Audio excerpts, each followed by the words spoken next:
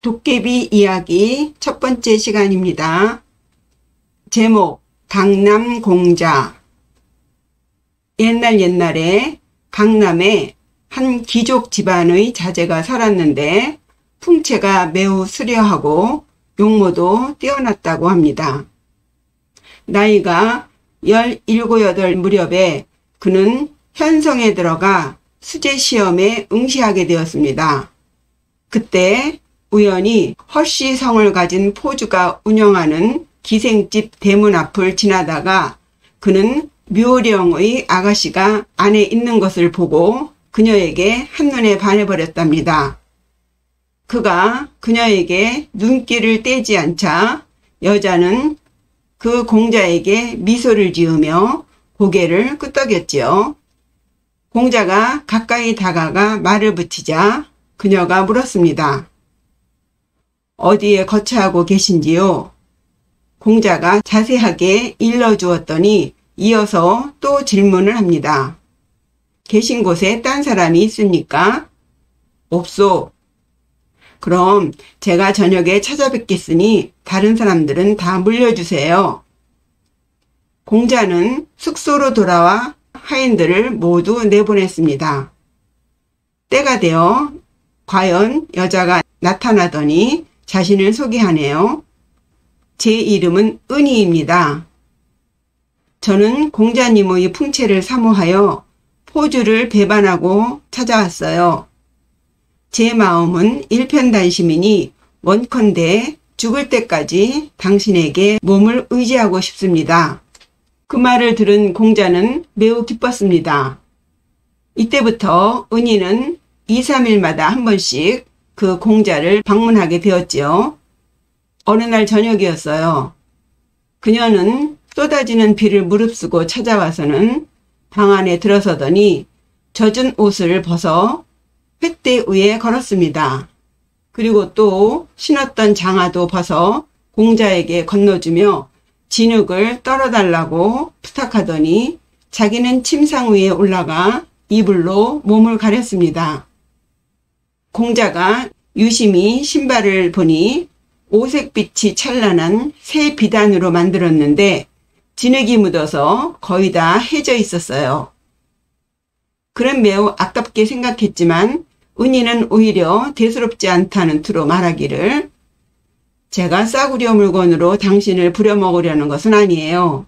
다만 당신께서 저의 눈먼 사랑을 알아주시면 그것으로 족하답니다. 창밖에 빗소리가 끊임없이 울리자 은희는 즉흥적으로 이렇게 읊조렸습니다. 처풍냉우 만강성. 처량한 바람 찬비를 재촉하니 강성에는 빗방울만 무수히 떨어지네. 그러더니 그녀는 공자에게 그 다음 구절을 이어달라고 부탁했습니다. 그런데 의외로 공자는 시를 지을 줄 모른다며 사양하네요. 실망한 그녀가 말하길 공자처럼 잘생긴 분이 어떻게 시도 지을 줄 모르세요? 흥이 한꺼번에 달아나고만 해요. 은희는 그에게 작시를 공부하라고 격려했고 공자도 그렇게 하겠다고 대답했습니다. 그렇게 두 사람의 왕래가 빈번해지자 하인들까지도 그녀의 존재를 알게 되었습니다. 그때 공자의 매형인 송씨가 있었는데 그는 양반가의 자손이었어요. 그런데 송씨가 그 소문을 듣고 뜻밖에도 공자에게 은희를 한 번만 만나게 해달라고 사정합니다. 공자가 은희에게 매형의 부탁을 전했더니 그녀는 펄쩍 뛰면서 절대 안 된다고 거절했습니다. 그러자 송씨는 하인의 방에 몰래 숨어서 창문 틈으로 그녀를 훔쳐보았습니다. 그러고 나서는 혼백이 달아나도록 거의 미칠 지경으로 그녀에게 반하고 말았죠. 참다 못한 공자가 성급하게 방문을 열고 쫓아나갔더니 은희는 벌떡 일어나 담장을 넘어 도망쳐버렸습니다. 송씨는 은희에 대한 사모의 정을 이길 수 없어 예물을 마련하여 허노파를 찾아갔습니다. 그리고 은희의 이름을 대면서 만나게 해달라고 했더니 할멈은 전혀 뚱딴지 같은 말을 늘어놓네요. 옛날에 은희라는 아이가 있긴 있었지요. 하지만 이미 죽은 지 오래됐습니다. 송씨는 뭔가에 크게 얻어맞은 듯 깜짝 놀라 서둘러 그 집을 빠져나왔습니다. 그는 돌아와 공자에게 노파의 말을 전했고 공자도 그제서야 비로소 은희가 사람이 아니고 귀신임을 알게 되었죠. 한밤중이 되었을 때 공자가 송씨에게 들은 말을 은희에게 전했더니 그녀는 이렇게 말합니다. 예, 저는 분명 귀신이에요. 하지만 당신은 미녀를 얻고 싶어 했고 저도 잘생긴 남자를 만나고 싶었으니 각자 소원하던 바를 이루었지 않아요? 굳이 사람인지 귀신인지를 따질 필요가 있을까요? 합니다. 그 말을 듣고 공자도 하긴 그렇다고 생각했습니다. 시간이 흘러 공자는 시험을 마치고 행장을 꾸려 집으로 돌아가게 되었습니다. 이때 은희도 그를 따라 나섰죠. 그런데 다른 사람에게는 그녀의 모습이 보이지 않았지만 공자의 눈에는 은희가 마치 산 사람처럼 보였답니다.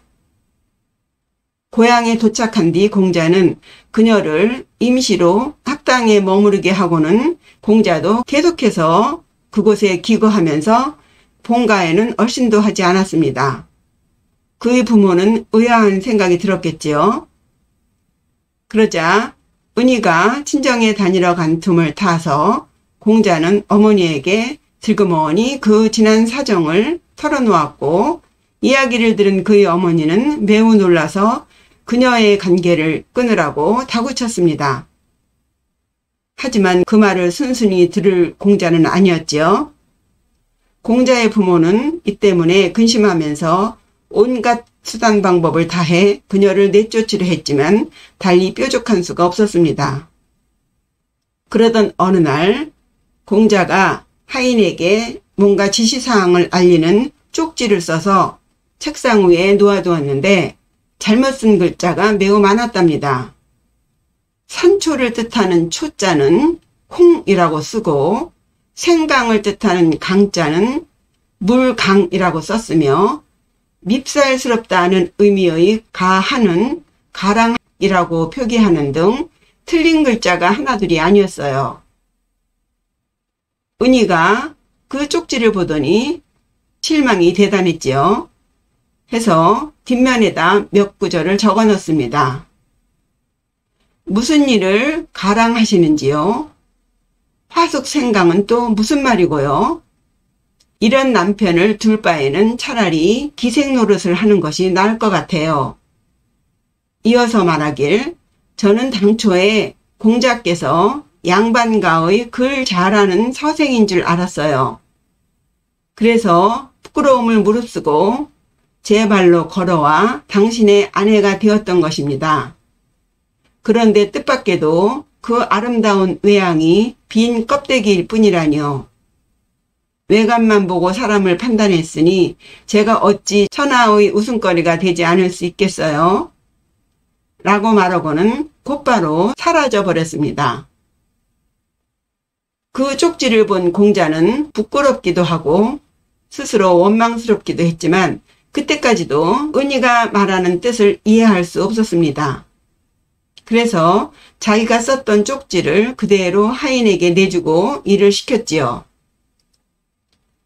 이 이야기를 들은 사람들은 모두 웃음을 터뜨리면서 사방으로 전해 웃음거리로 삼았다고 합니다. 예, 재미있으셨나요? 이 이야기에 대해서 이사씨는 이렇게 말합니다. 은희라는 기생은 참으로 칭찬할 만한 아이로다. 날아갈 듯 잘생긴 공자가 무엇 때문에 학문을 쌓으려고 각고의 노력을 하려 들겠는가. 빈 껍데기만 번지르르 한 남편을 두느니 차라리 기생 노릇을 하겠다는 자괴감은 바로 옛날 여인들이 못난 남편을 부끄러워하며 울었던 고사를 본받은 것이라 하겠다고 했습니다.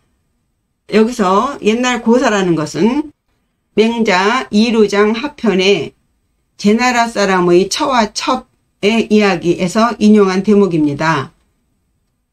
어떤 제나라 사람이 매일매일 잔치집이나 장례식집에 가서 밥을 얻어먹고 와서는 큰 부잣집에서 자기를 초청해서 배부르게 먹었다고 허풍을 떨며 자랑하곤 했습니다.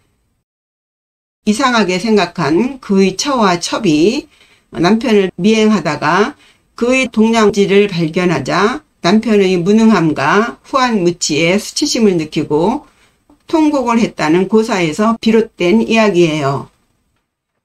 온갖 수단을 다해도 쫓아내지 못했던 그 귀신 기생이 오자투성이 쪽지 한 장에 훌쩍 떠나가는 것을 보고 이 화숙생강의 효용이 두보의 자장총루와 무엇이 다르겠는가라고 평을 했습니다.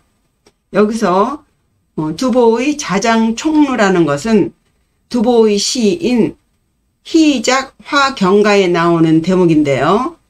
자장의 뼈다귀에 핏자국이 모호하니 그것을 집어서 체대부에게 되돌려 던지노라 라는 구절을 암송하면 학지를 떼어버릴 수 있다고 하는 옛날 이야기가 있는데요. 여기서 화숙생강이란 잘못된 문구가 자장총루와 마찬가지로 귀신을 쫓아내는 효과가 있다는 뜻으로 쓰였답니다. 이상으로 빛 좋은 게살구인 강남공자 이야기 들어보셨습니다. 다음에 또 재미있는 이야기로 찾아뵙겠습니다. 구독과 좋아요, 댓글 잊지 마시고요. 시청해 주셔서 감사합니다. 안녕히 계세요.